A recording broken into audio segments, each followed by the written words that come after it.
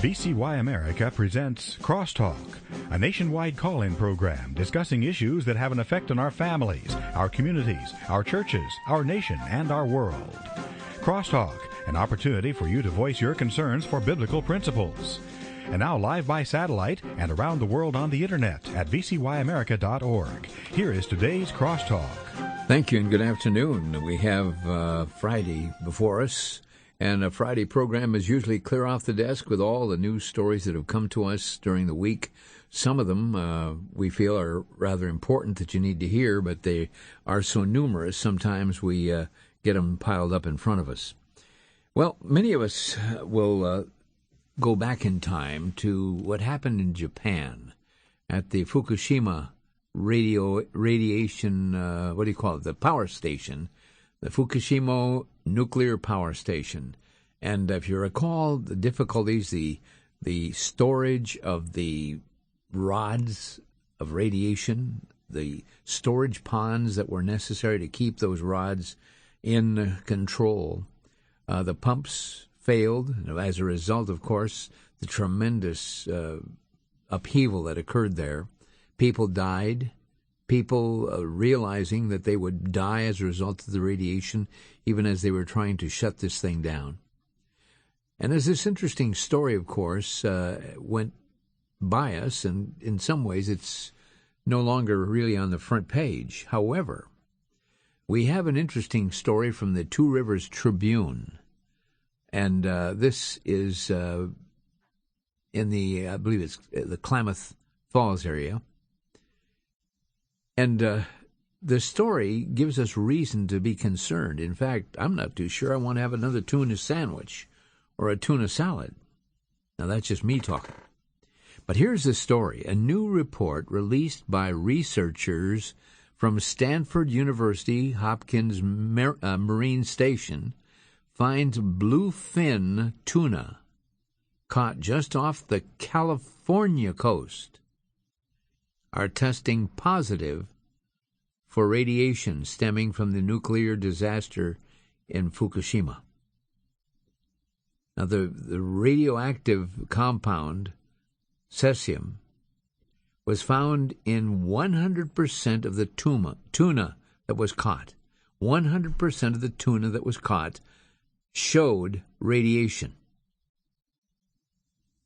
Cesium itself is not safe, and most people would be smart to not consume tuna from the Pacific Ocean, says this article. The question unanswered is whether this compound is going to continue to accumulate and could spread to other species of fish. Well, you better keep your eyes on the story. It goes on, and it's got 4 pages here of material. But if you want to check the Two Rivers Tribune online, the interesting story, it says Health Front, radioactive fish caught off the California coast. I don't know. I think I'll wait before I have another tuna sandwich. Anyway, that's just me, okay? Let's go on to the next item of interest, which takes us across the seas to Germany. A major conference on German-Muslim relations has ended in failure after Muslims attending the event refused to acknowledge the government's concerns about the threats to security posed by radical Islam. The German Interior Minister, Hans-Peter Friedrich, had wanted the 8th Annual German Islam Conference held in Berlin on May 7th to focus on finding ways that the government could work together with moderate, in quotes, Muslims in Germany to combat Islam and its extreme. But Muslims attending the gathering were apparently offended by the insinuation that Islam could be radical or violent and demanded instead that the German government take steps to make Islam equal to Christianity in Germany. That's what you heard it right. The German Islam Conference was launched by former Interior Minister Wolfgang Schäuble in 2006 and has been billed the center forum for dialogue between German politicians and representatives of the 4.3 million Muslims now living in Germany. The state aim of the annual event, where Muslim organizations and individuals are invited to sit at the table with their representatives from federal, state, and local government, is to promote Muslim integration into German society. I'll put that on your chart. Let's move into another area of concern.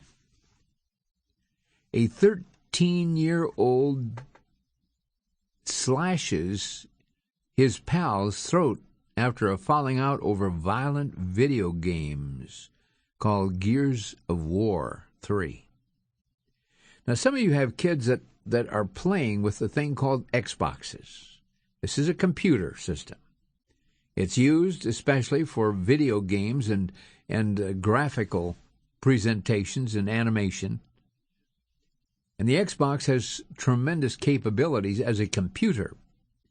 But the people that have made the games that are being propagated among our young people today are providing things that are absolutely emotionally captivating, challenging to the competitive minds of young people. But here's a 13-year-old, he called him a 13-year-old thug, slit the throat of another schoolboy after an argument about video or violent video games that they had been playing. The pair had met a few months earlier while playing Xbox game Gears of War 3 online.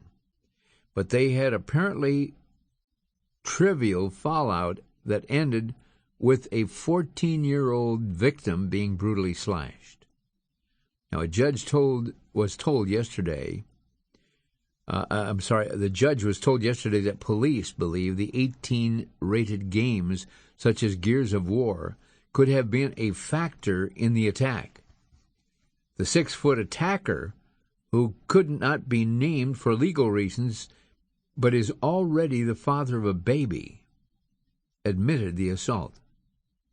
His victim, described in court as very polite, is scarred for life and has been left traumatized. The boys met online around Christmas 2011 playing the game that contains graphic scenes of violence. Now, folks, this is no joke. But may I say to some of you parents who may think it's fine for your kids to be entertained by games of violence, it's excused as being competitive. It's excused as being something that simply provides competition and excitement.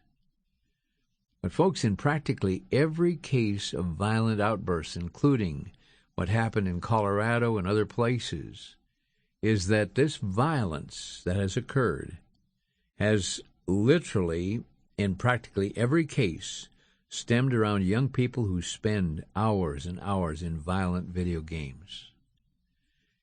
What goes into the mind usually comes out. They say junk in, junk out. But folks, the Bible very clearly says, as a man thinketh in his heart, so is he. And I want to say this to you parents, some of you perhaps just shrugging it off and saying, it's the tech world, and we can't be too restrictive. They have to learn somewhere. But may I suggest that you're allowing your kids to be conditioned emotionally, mentally, and yes, spiritually, in the areas of the sacredness of life. And if the goal is to see how many kills you can make in competition with online gaming, if you please, could it not be that you're helping to contribute to decimate the rational thinking of a teenager, maybe in your house? Just thought I'd raise the question.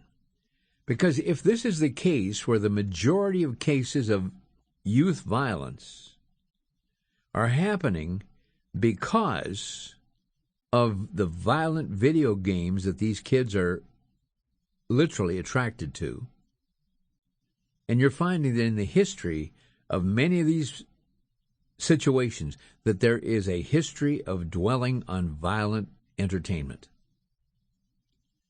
When we open the phone lines, we'll let you speak on that. But just thought I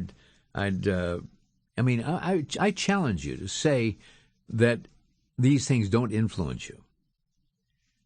I remember being in Washington, D.C. one day, and I was going to the FCC that morning, and I had stayed overnight, arrived on a night flight, and was in the motel that morning getting ready to leave. And I'll never forget, as the TV set was on, there was the head of CBS television, and they were talking about violence on television. And this man said basically this. He said, I have no evidence. I know of no evidence that would show that whatever people see on television would influence their behavior. I moaned out loud. I said, I cannot believe this. Here's a man that makes millions and millions of dollars for his network and probably a few million for himself. And to say that the effects of media do not contribute to the actions of viewers is sheer insanity. These are people that are acting almost like they have lost their rationale for sanity. You've heard me say it too often that the inmates have taken over the asylum. But folks, we've got people with college degrees and great awards and involved with media and all this kind of stuff that say that what people see does not affect how they act. And your comments a little later on that one. Now, if there's anything outrageous, here's a story for you. Would you believe the families of Navy SEALs killed in an August 2011 shoot-down of a helicopter in Afghanistan spoke at a press conference Thursday morning and cited a number of grievances, including an allegation that the Pentagon invited a Muslim cleric who disparaged in Arabic the memory of those servicemen. That's right. They had this memorial service, and the Pentagon dispatched an imam to come and pray. And it sounded like it was religious tradition until somebody deciphered the Arabic prayer and found out that the prayer was actually an insult to the infidels, which obviously were the men from America. In addition to blasting the Obama administration for the mission and for an official investigation they deemed a cover-up, the families complained that the military brass, while prohibiting any mention of Judeo-Christian topics, invited a Muslim cleric to the funeral for the fallen Navy SEAL team heroes who disparaged in Arabic the memory of these men. What in the world, first of all, is the Pentagon doing lining up the funeral services? Just a thought. We'll come back to that in a little bit. Here is an interesting thing. A judge goes off the deep end to shut up Christians. We'll cover that next, right after this.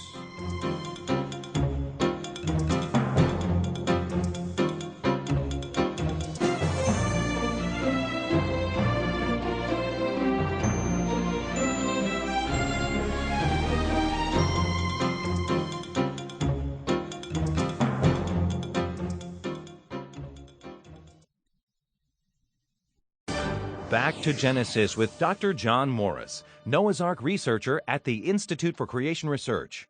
Dr. Morris, were dinosaurs on board Noah's Ark? I think they were, Chris, although the Bible doesn't specifically mention them.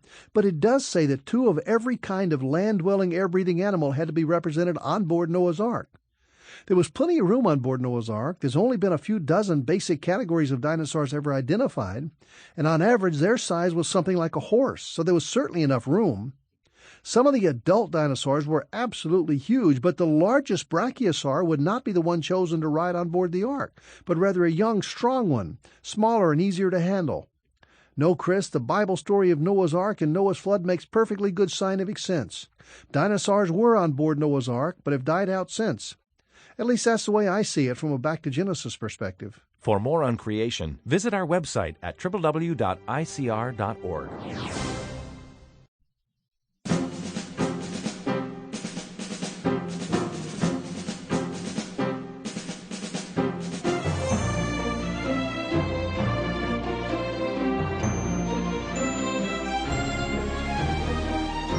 And welcome back to Crosstalk as we're going over some of the news stories that have been left here on the desk. As we come to Friday, we've got to clear that desk off because there's going to be more stuff coming in on Saturday and Sunday and as the new week approaches. But here's that interesting story that I mentioned just before the break. A judge goes off the deep end to shut up Christians. Suppression of speech is fine if Muslims threaten violence. Interesting.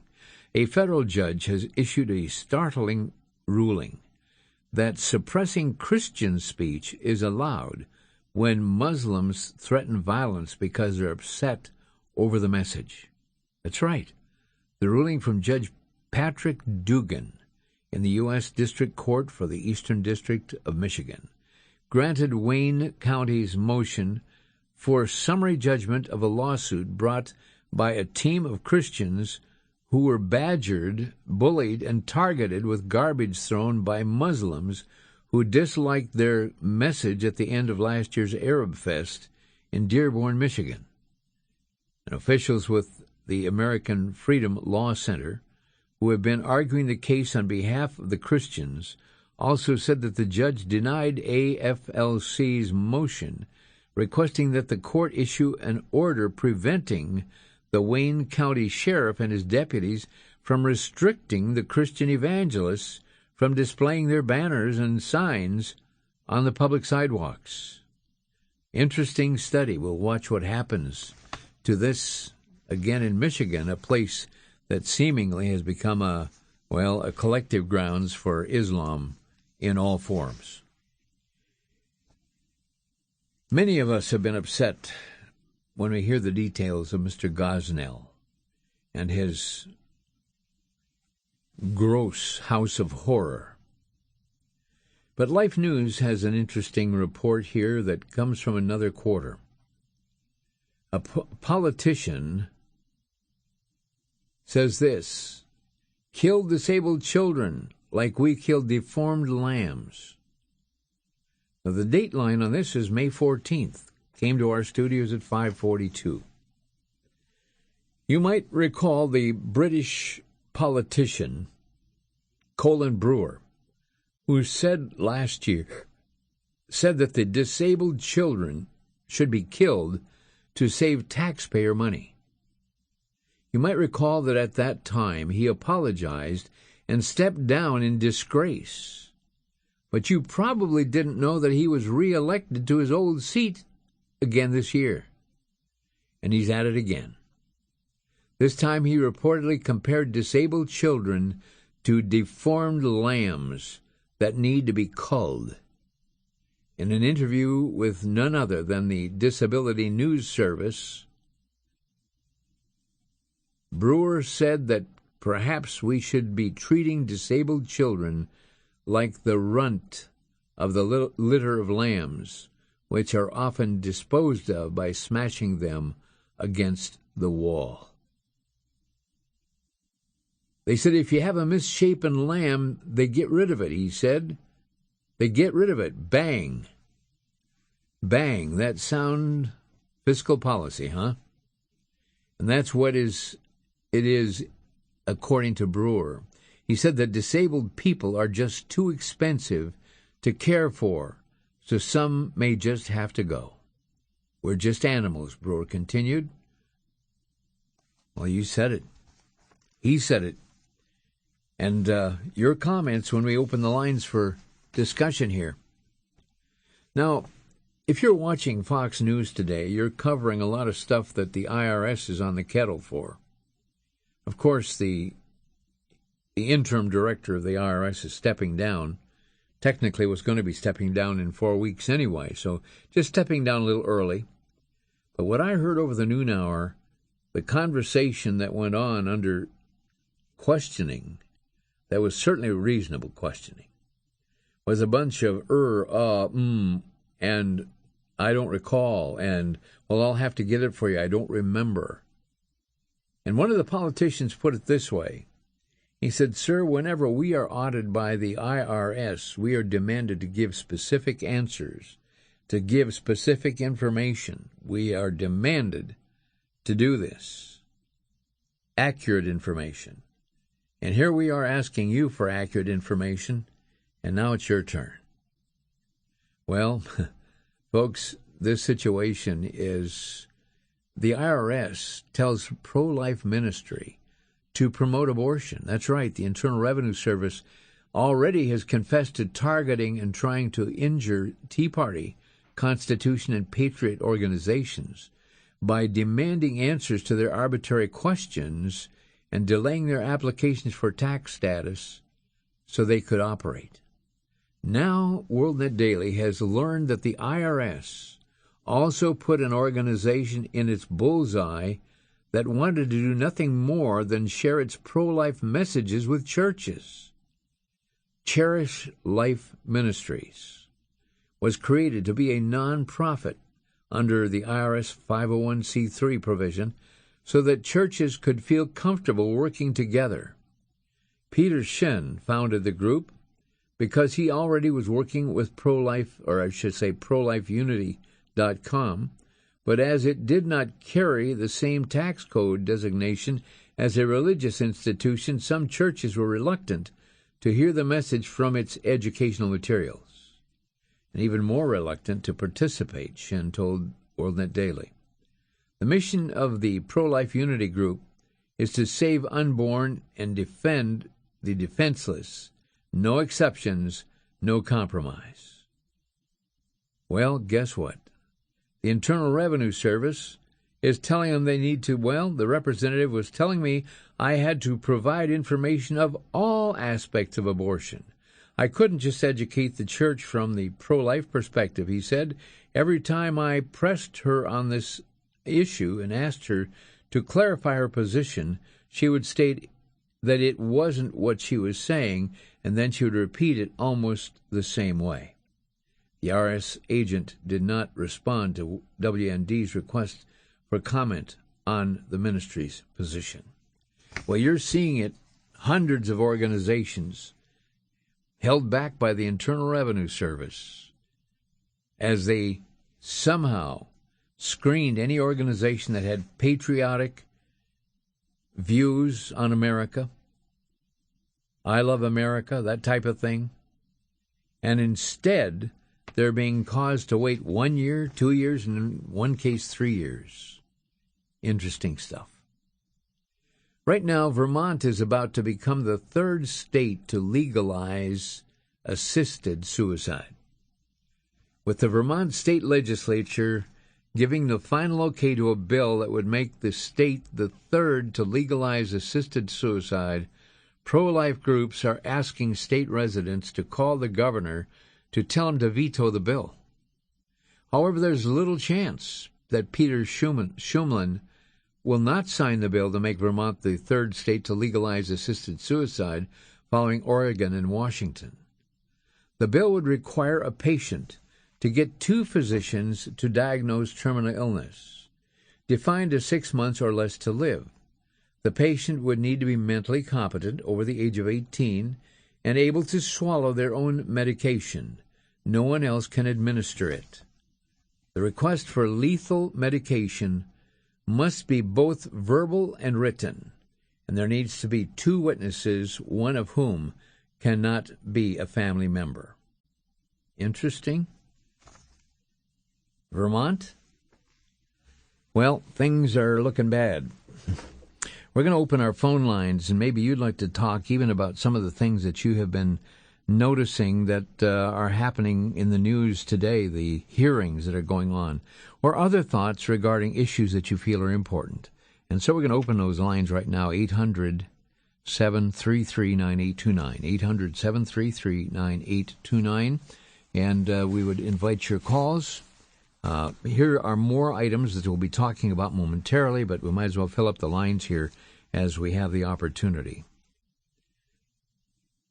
Would you believe that there's a federal bill that is coming forth that would penalize adoption agencies that prioritize heterosexual couples?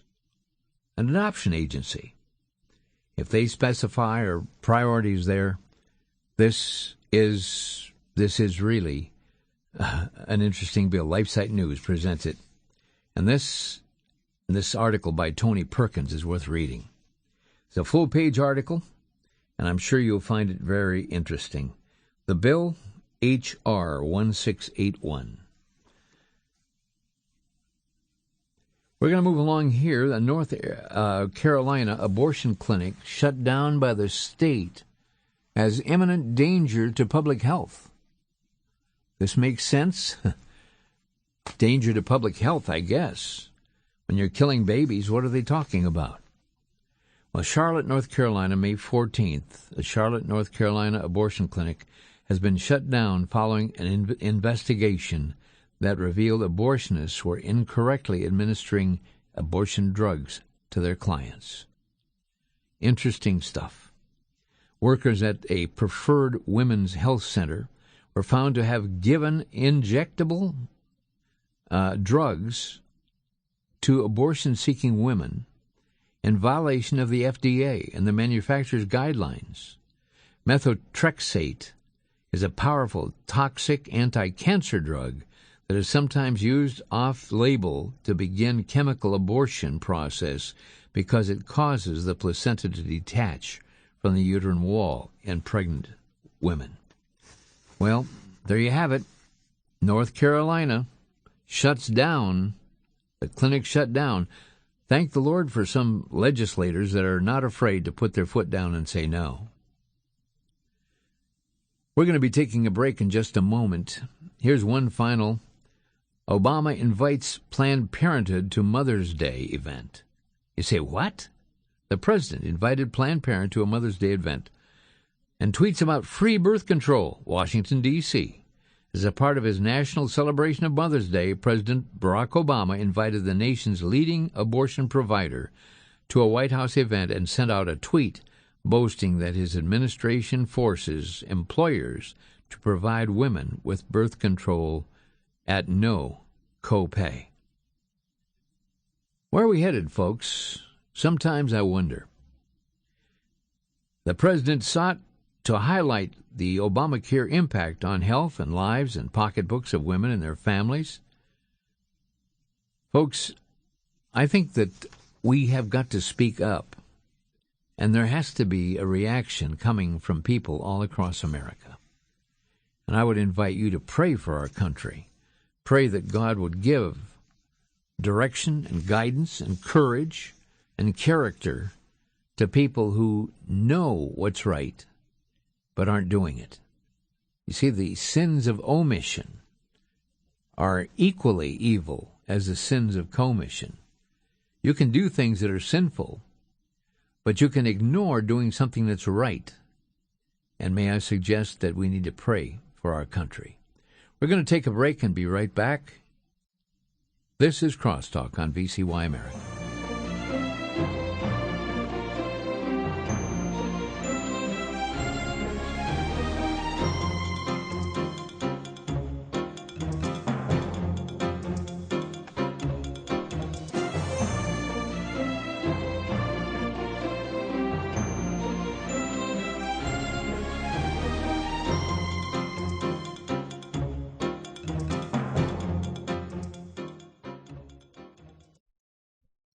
Marital conflict is increasing in our society. The commitment made to love and to cherish, sadly, is being discarded in many relationships. In 2012, a feature-length film was produced, which presents true commitment in marriage.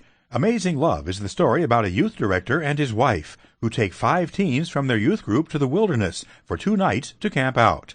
2 teen girls have a sharp argument that causes division. Tensions are high. The youth leader gathers all the kids and decides to tell the story of Hosea. Using flashback, the film takes you to Nazareth as the story of Hosea unfolds. It's a story of commitment, of keeping vows before God, of faithfulness and unconditional love. The DVD, Amazing Love, is available for a donation of $18 to VCY America. The story will impact teens and adults alike.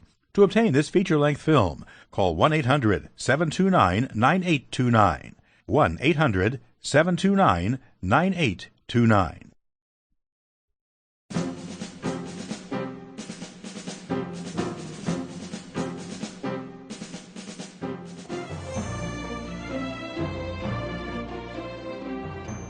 And we're back with the topics. We've covered a lot of items today.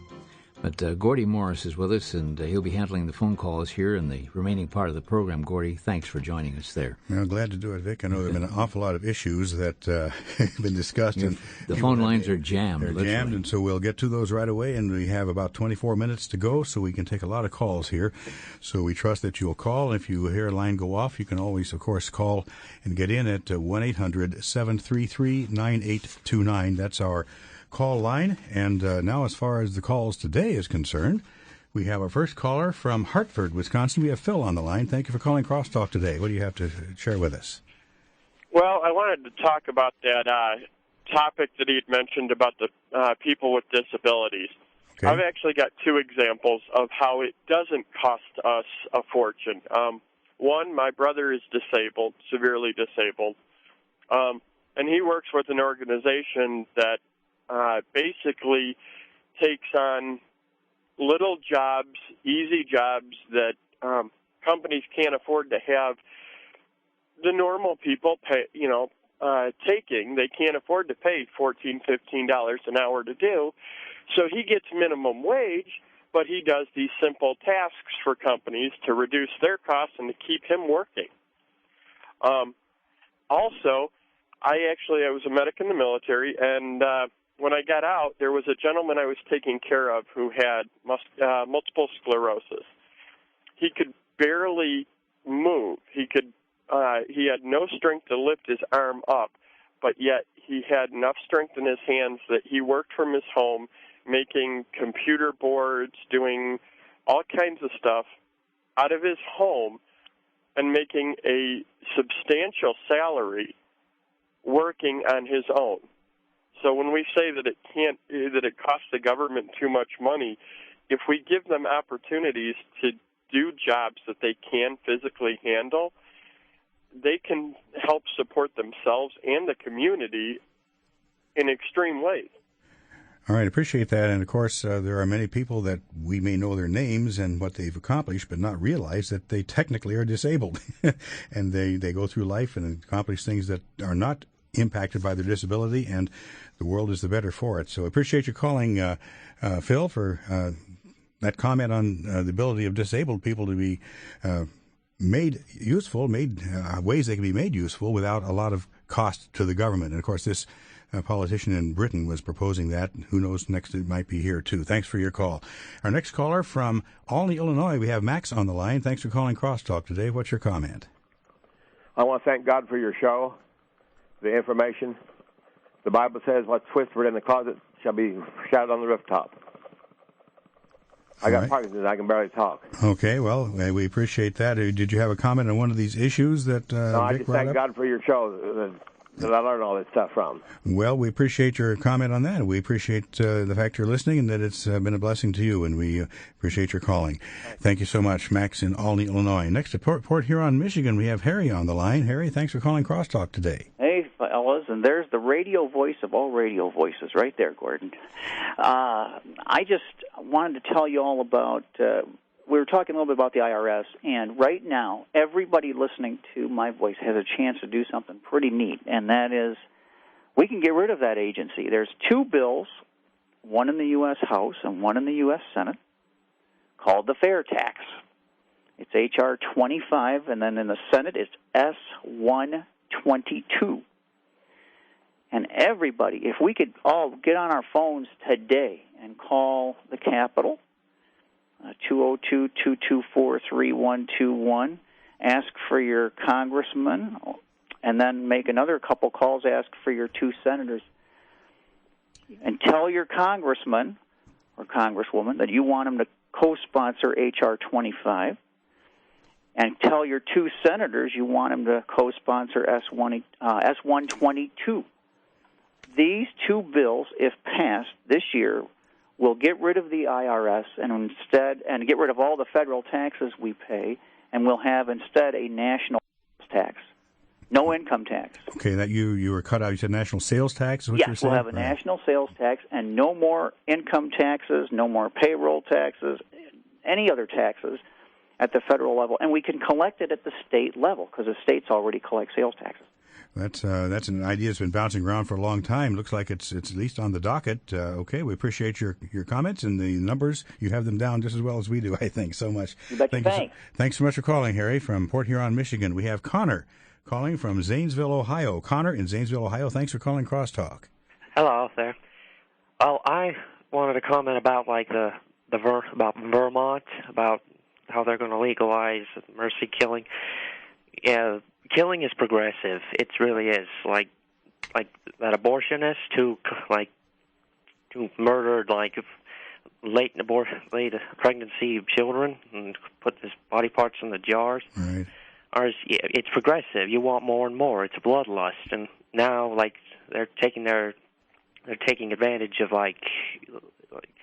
abortion's been legalized, so let's legalize euthanasia. Let's get rid of the elderly and the infirm and anybody who doesn't meet up to our standards, because we are just animals. We can do whatever we want and have no consequence of it. It's just appalling to me, and yes, it just shows that we're living in a country that just loves death. It hates life, no matter what it is. Right. It's the fruits of a particular worldview that is not Christian by any means. No. And of course, from out of that come all kinds of atrocities and things that should not be, but there they are. And so appreciate you calling on that. And of course, like I say, the slippery slope, as it used to be called, seems to be getting slipperier as time goes on. Thanks so much. Connor calling from Zanesville, Ohio. Cranesville, Pennsylvania. The number to call to get in on Crosstalk yet today is 1-800-733-9829. 1-800-733-9829. We have a couple of lines available. We have David in Cranesville, Pennsylvania calling. Thanks for calling Crosstalk today. Hi. I want to speak out against this guy that said that about disabled children and actually any abortionist. Read Jeremiah 1:5. God is the giver of life. Right. He's the one that formed that baby in that womb, and that baby deserves to live no matter what. And the church needs to rise up and on, and they need to read 2 Chronicles 7:14 and get on their face and pray. But guess what? This stuff's going on. We don't need to fret about it. The last book of the Bible says we win. That's right, we do. But that doesn't mean we just sit back and wait. We're to occupy as an occupying force for righteousness and to be light and salt in the world. And that's obviously the challenge we have right now. Well, thanks so much for calling in, David, from Cranesville, Pennsylvania. We have George calling in from Washington State, one of the states that already has assisted suicide. Thanks for calling Crosstalk, George. Yeah. Two basic words to start with and probably to finish with, although I got a couple of thoughts around it, are defund Obamacare. If the House cuts those funding for this IRS stuff that they want to do with the same lady, that Sarah Hall Ingram, that presided for the majority of the time when most of this funding business was going on. Now they've set her up as the head of the section to do with what they call it, the Affordable Care Act. And that's what they call it, yeah. Stuart Varney on Fox today, or I think last night too, he called it an outrage to put that woman in charge of that department, especially given what we've seen in this IRS scandal. They need to do something drastic, and I mean, anything else they try to do, I imagine the Senate will try to clobber, but I think the House can cut the funding for the IRS part. The funding is something, if it doesn't go past the House, it won't go any farther.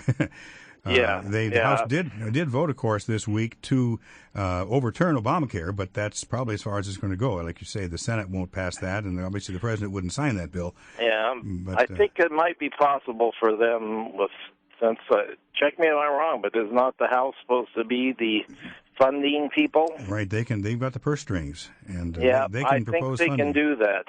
I think they can plunge the wooden stake and olive sprig in the heart of this vampire that's been created.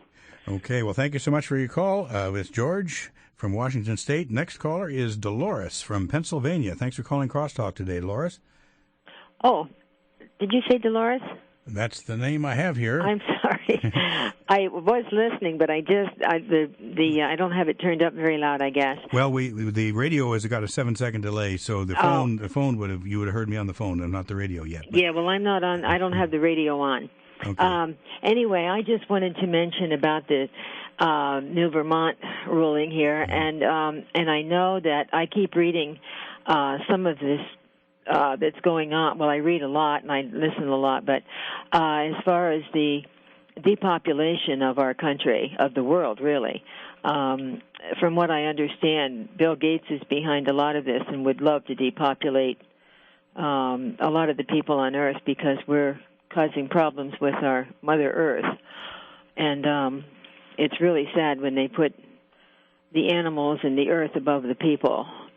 Right. And it seems like the people with lots of money are promoting the liberal agenda Yes. at the very cost of their products they're trying to sell. You would think they lose a lot of customers.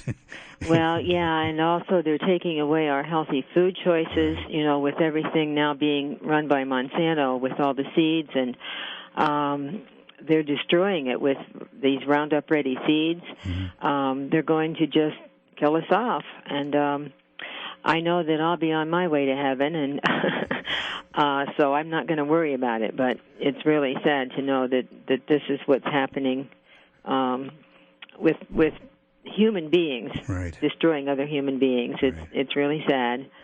All right. Well, thank you so much, Dolores, for your call. And thank you for this program. I listen as much as I can, and I've just learned so much. My husband, when he is here, can too. So it's although the news isn't always great, it's good to know. We need to know what's going on. That's why we're here. Thank you so much, Dolores. Thank you. We have Sean calling from Tennessee. Sean, thank you for calling Crosstalk. What's your comment today? Well, I hope this is not a problem. I'm a little off topic today, but I really want to put the heads up out there and warning to anybody out there that are ever interested in joining what I consider is a cult, okay? Because there is a cult growing here in Chattanooga. I'm not kidding to you. They are involved in some bad things. Not only do they have false doctrine that they're teaching people, but they pose themselves as being what's known as a messianic community, but they're really a business because they're using child labor. And they also own a number of industries that operate with free labor from their members. They're tax exempt. Their leader enjoys basically a wallet full of credit cards, and he gets to travel anywhere he wants to go. He has luxuries and that all the other members of this cult do not have, okay? And I'll just go ahead and put out the word. The name of this cult, I guess, if you call it that. Hello? Yeah, you cut out for a second. Yeah, the name of these people basically they call themselves the 12 Tribes or the Yellow Deli. Okay. Well, we'll have to look into that. Maybe we could do a program on that one of these days. But thank you so much for calling. Sean in Tennessee.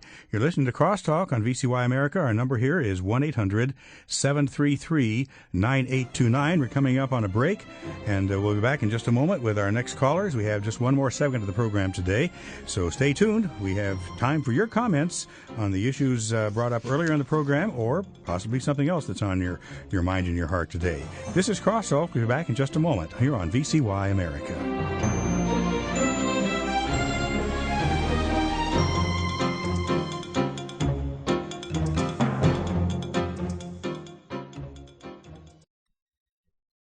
For the Worldview Weekend Minute, I'm Brandon House. Our website is worldviewweekend.com. We're continuing our series on a biblical worldview and money, 20 points. We're on point number 11 today, which is you cannot serve God and serve money. Matthew chapter 6, verse 24 speaks to this.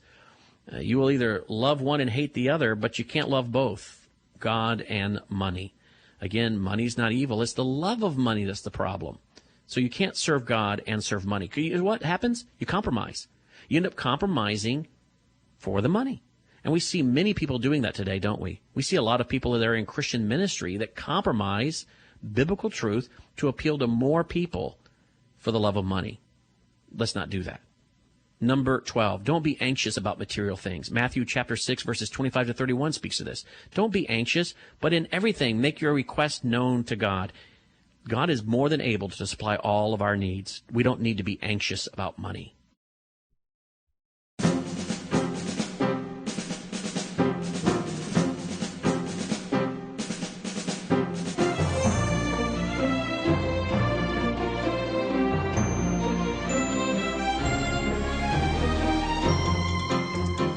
And this is Crosstalk on VCY America. Gordon Morris taking your phone calls today. Kind of an open forum. We heard quite a few interesting, if not appalling, news stories earlier in the hour. You may want to comment on one of those or some other issue as well. Again, the number in this final segment, if you still have a chance to get in, is 1-800-733-9829. Going back to the phones, we have Bill calling in from Sarasota, Florida. Thanks for calling, Bill. Good afternoon. What's your comment today? Well, I would just like to give my 2 cents and make it easier for all of us to understand just why things are happening the way they're happening. We have to understand the word politics and what it means, its origin. It's a 2-syllable word. Its first syllable is poly, which is Greek in origin, meaning many, and ticks are blood-sucking parasites. So once we have a firm understanding of that, then we can understand why they're doing what they're doing. Okay, interesting interpolation there. I appreciate that from Bill. We have now from Minnesota. Ed is on the line calling from Minnesota. Thank you for calling Crosstalk today. Thank you for answering my call. I was on yesterday, and I want to get a second message across, but also a comment today is the fact the moderator was saying earlier today that he doesn't quite know what's going on. Well, we know what's going on. America is under judgment. And why? Because the Antichrist has taken over the government. You take in Minnesota here, guess what they did? Yeah, we heard what they did. Yes, that's the Antichrist. And we know who controls the government is the leftists, or what I call the Socialist Party. Mm-hmm. And that's what they are. They're the Antichrist, and why anyone would support them, I don't know. But the other thing, George Soros, I understand he owns the voting machines. So last election, every time somebody would push Romney, it would come up Obama. Yeah, I know there were charges of that, and not a whole lot was done about many of those charges. But, like a lot of the other charges that has taken place. And the other thing that I was going to comment to a lady that asked, what can we do? Well, there's other options besides the two-party system that we have. I was a Republican for a long time. I've since then have went over to the Tea Party and the Constitutional Party. Okay. Because they're fighting for our First Amendment rights. They're talking about, the government's always saying separation of church and state.